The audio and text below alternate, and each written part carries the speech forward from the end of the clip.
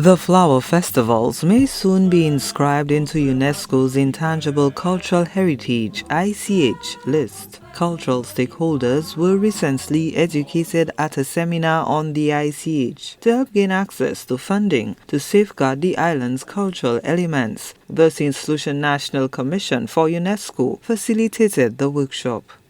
We are hoping to also be able to apply for inscription of some of those elements, those art forms, on the UNESCO International Intangible Cultural Heritage list.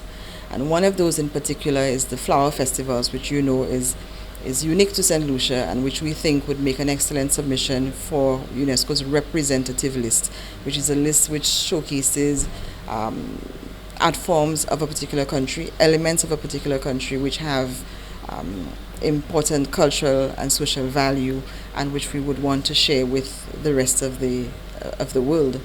Cultural heritage goes beyond monuments and collections of objects, but also encompasses traditions or living expressions inherited from ancestors. This includes oral traditions, performing arts, social practices, festive events, knowledge and practices concerning nature and the universe, or the knowledge and skills to produce traditional crafts. Cultural advocates worry that if the cultural elements are not protected, they may not be transmitted to the next generation and lost forever.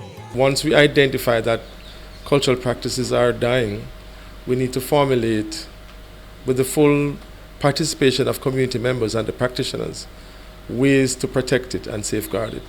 As a matter of fact, the communities may deem themselves that they don't want to protect it anymore, they want it to wane.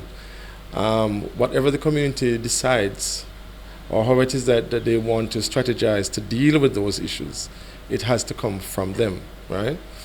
But by and large, a lot of our traditions straight through the Caribbean are in a state where they need urgent safeguarding or intervention, because there are those gaps in the transmission from the elders to the youth.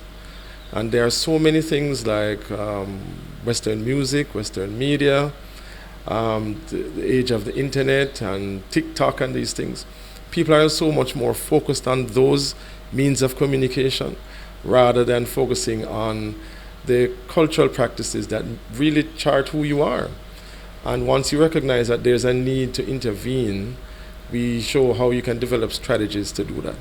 Officials underscore the importance of ICH to the social and economic development of the nation. Efforts are also being made to explore how ICH can be enhanced to sustain livelihoods. We look at the flower festivals, which are over 150 years old. That in itself, for a form to exist and survive 150 years old, and to be today in 2024 that we're going to celebrate at the end of the month with persons from around St. Lucia, hundreds of persons from around St. Lucia, that is significant.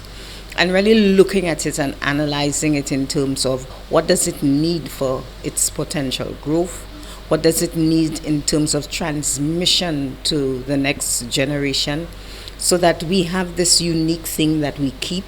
We have this unique thing that can go on from generation to generation that enriches the society, and to look at it in the context of how then can we see it as maybe a cultural livelihood.